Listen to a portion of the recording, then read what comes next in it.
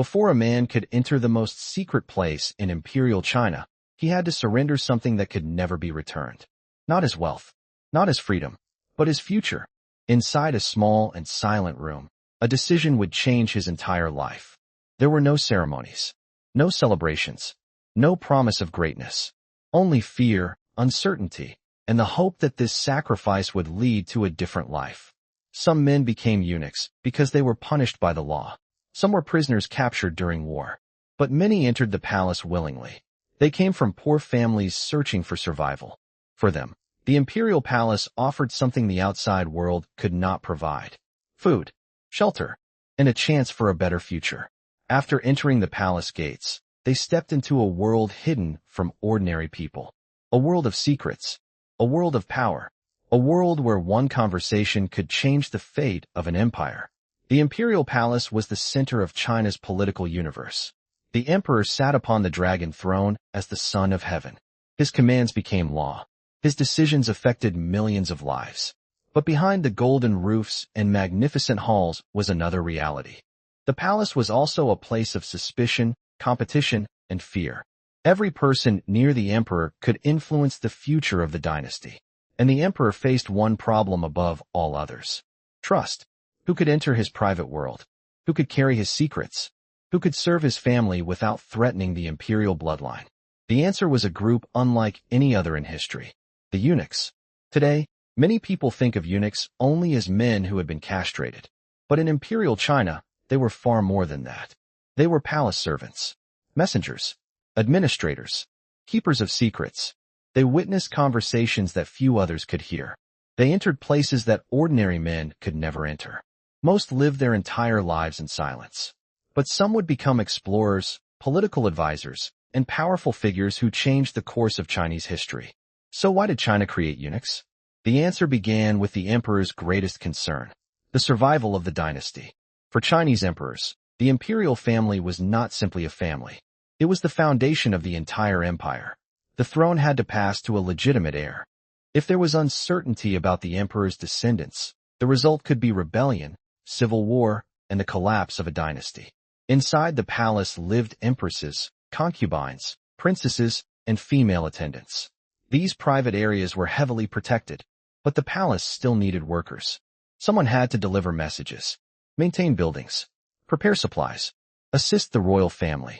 The emperor needed male servants who could enter these restricted areas without threatening the imperial bloodline. Eunuchs appeared to provide the solution. Because they could not have children, emperors believed they would never create competing families or political networks. Their entire future depended on imperial favor. To the emperor, this made them ideal servants. At first, their duties were simple. They opened palace gates, carried documents, prepared clothing, managed supplies, organized ceremonies. Most eunuchs lived ordinary lives inside an extraordinary place. They were not politicians. They were not rulers. They were workers who kept the imperial machine operating. But the emperor underestimated one important fact: a person does not need official power to influence history. Sometimes, being close to power is power itself. For a young eunuch, entering the palace meant leaving his old life behind. In traditional Chinese society, family was everything. A man was expected to marry, have children, continue his family line, honor his ancestors. Becoming a eunuch meant losing that future forever. So why did thousands choose this path? Often, because they had no better choice. A drought could destroy a harvest. A war could destroy a village. A family could lose everything in a single year. For many poor families, sending one son into palace service was a painful decision. But inside the palace, that son might receive something impossible outside: food, clothing, a place to live, and a chance for advancement. The palace was not an easy place. The rules were strict. Mistakes could bring severe punishment. Every servant had to understand when to speak, when to remain silent, and how to survive in a world where every action was watched. Most eunuchs never became famous. They spent their lives performing ordinary duties: preparing meals, maintaining buildings, delivering messages, supporting the imperial household. Their names disappeared from history. But without them, the palace could not function. Because the imperial palace was not simply a home. It was a city. Thousands of people lived within its walls. Food had to be prepared, Documents had to be delivered. Ceremonies had to be organized. And every day, the enormous system of imperial life had to continue. The eunuchs were the people who made that system possible. The position of the eunuchs was unusual. They belonged to no ordinary social group. They were not farmers. They were not scholars. They were not generals. They were not members of the royal family. They existed between different worlds. This separation made them dependent on the palace, but it also gave them something unique. Access. In Imperial China, access to the emperor was one of the most valuable forms of power. A government official could write an important report. A general could win a great battle. A scholar could offer wise advice. But none of them could guarantee that the emperor would hear them. A eunuch standing beside the emperor could. They carried messages. They delivered documents. They introduced people who wanted an audience with the ruler.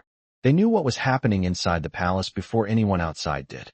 Over many years, some eunuchs learned how the imperial system worked. They understood the personalities of powerful people. They knew which officials were trusted. They knew which princes competed for influence. They understood the fears and weaknesses of those around the throne. This knowledge became their greatest advantage. Because in politics, information can become power. The emperor created eunuchs because he wanted loyal servants. But over time, their position inside the palace gave some of them something unexpected. Influence. They controlled communication.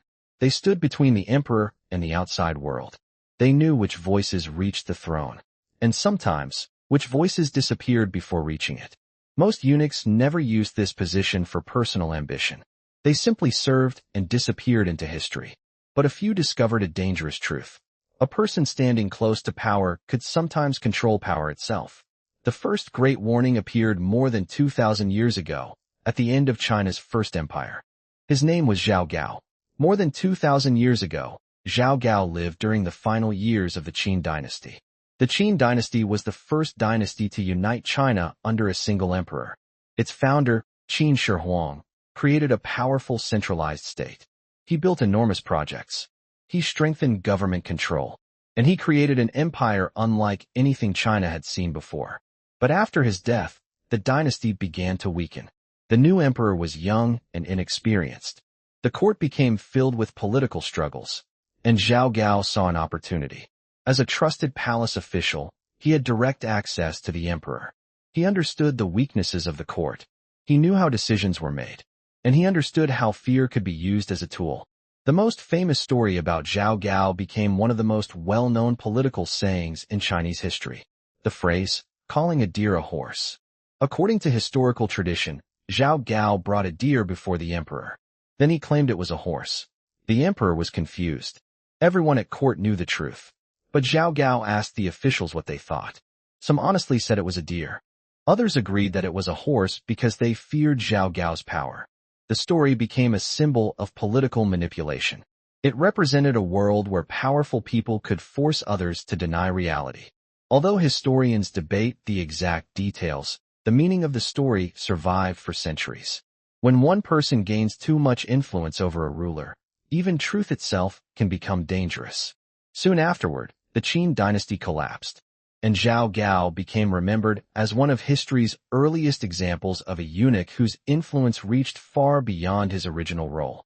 But the story of Chinese eunuchs is not only a story of corruption. The same system that produced figures like Zhao Gao also produced people who achieved extraordinary things. The most famous example was Zheng He. Zheng He lived during the Ming Dynasty, more than 1,000 years after Zhao Gao.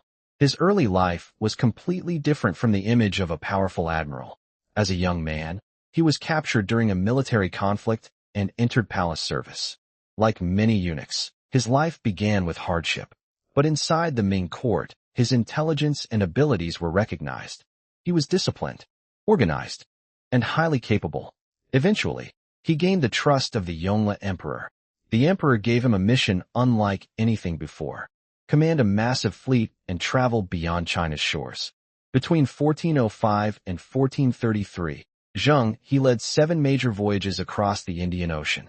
His fleet traveled to Southeast Asia, India, Arabia, and the eastern coast of Africa. Thousands of sailors, soldiers, diplomats, and merchants joined these expeditions. The ships were among the largest of their time. They carried Chinese goods, gifts, and messages of diplomacy. These voyages displayed China's wealth, technology, and influence to the world. Zheng He became one of history's greatest explorers. His story reveals another side of the eunuch system. Eunuchs were not only political figures. Some became administrators.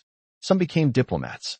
Some became leaders whose achievements reached far beyond the palace walls. Centuries after Zheng He, another eunuch would rise to a level of power that shocked the entire imperial court. His name was Wei Zhongxian. Unlike Zheng He, whose achievements brought honor to China, Wei Zhongxian became a symbol of the dangers of unchecked influence. He lived during the final years of the Qing Dynasty. By this time, the empire was facing serious problems. The economy was weakening. Political conflicts divided the court. Natural disasters placed enormous pressure on the government.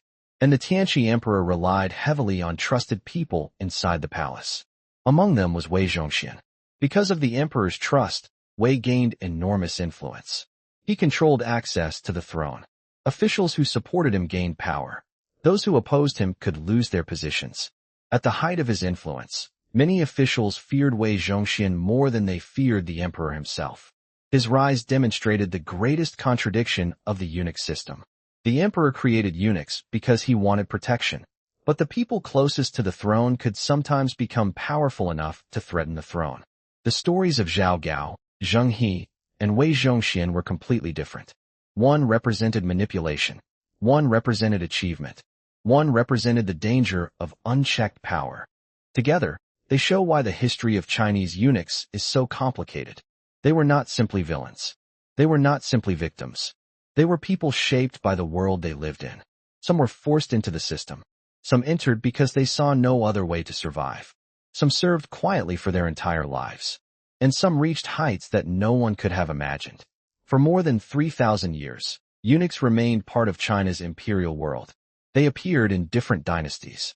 They served different emperors. They lived through periods of war, prosperity, and decline. Most disappeared from history without leaving their names behind. But a few left marks that lasted for centuries. They reminded China of an important lesson. Power does not always belong only to the person sitting on the throne. Sometimes, it belongs to the people standing closest to it. During the Qing Dynasty, eunuchs continued to serve inside the Forbidden City. They maintained palace traditions that had existed for generations. They prepared ceremonies, managed supplies, assisted the imperial family, and kept the daily life of the palace running. But outside the palace walls, the world was changing. China faced foreign pressure. Internal problems weakened the empire. The old imperial system was becoming impossible to maintain. In 1911, the Qing Dynasty collapsed. After more than 2,000 years, China's imperial era came to an end. The emperor disappeared from political life. The Forbidden City lost its role as the center of government. And the institution that had created the eunuchs slowly vanished. The last eunuchs became witnesses to a forgotten world. They had walked through palace corridors when emperors still ruled. They had seen ceremonies, traditions, and rituals that would never return. They carried memories of a China that existed only in history books. The story of Chinese eunuchs is ultimately a story about power. They were created because emperors feared betrayal. They survived because the palace needed them. They became influential because they stood closer to the center of authority than almost anyone else. Their lives contained sacrifice, but also ambition, hardship, but also achievement. Some abused their position. Some used it to accomplish extraordinary things. Their history cannot be explained with a single word. They were servants, but some became rulers behind a ruler. They were powerless, but some changed the fate of empires. They were forgotten by many, but their story survived. Because history is not only written by emperors and generals. Sometimes, it is shaped by the people standing quietly behind them. The eunuchs began as servants created to protect China's rulers. But after thousands of years, they became one of the most fascinating and controversial groups in Chinese history. A group that lived between sacrifice and opportunity. Between weakness and influence. Between serving power and shaping it.